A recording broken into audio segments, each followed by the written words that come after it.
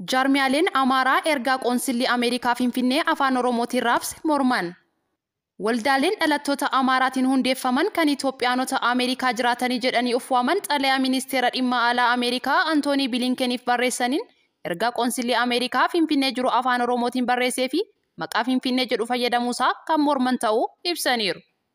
Qoonsilli Ameerikaa Finfinneetti argamu ergaa afaan Oromootiin karaa Tiwiiteriin 22 raabseen magaalaa guddoo Itoophiyaa maqaa Finfinnee jedhuun waame ture.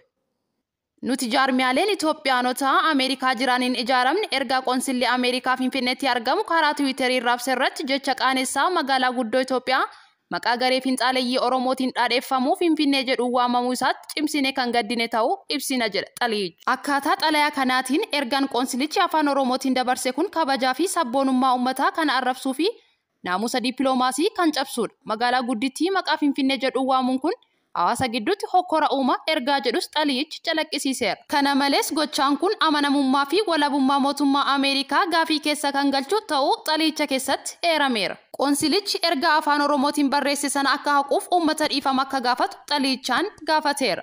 Dhaabbilee fi namoonni siyaasaa tokko gocha qoonsilichaa mormuun karaa miidiyaa hawaasaatiin ergaa kan dabarsan yoo ta'u dhalattoota Oromoo gocha kana akka jijjiirama gaariitti simataniiru. Xalayicha irratti maqaa jaarmiyaalee lakkoofsaan 22 ta'an barraa'ee jira. Haa ta'uu malee qoonsilichi ergaa afaan Oromootiin maxxanse malee guyyaadhuma wal fakkaataa sanitti dabalataan afaan Tigraayiitiinis tamsaaseera.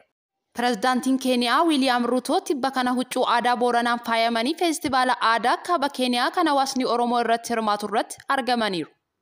Feestivaalli guyyoota 3 Leek Turkaanaa Kaalcharaal Feestivaal Kaawunt Marsabiit bulchiinsa Oromoon hedduu keessa qubatu keessatti gaggeeffamu kun waggaa waggaan kabajama. Pireezidaantii Ruutoon sirna cufiinsaa feestivaalaa kanarratti argamanii aadaan keenya kabajuun danummaa keenya guddisuu biyya keenyas jabeessa jedhan.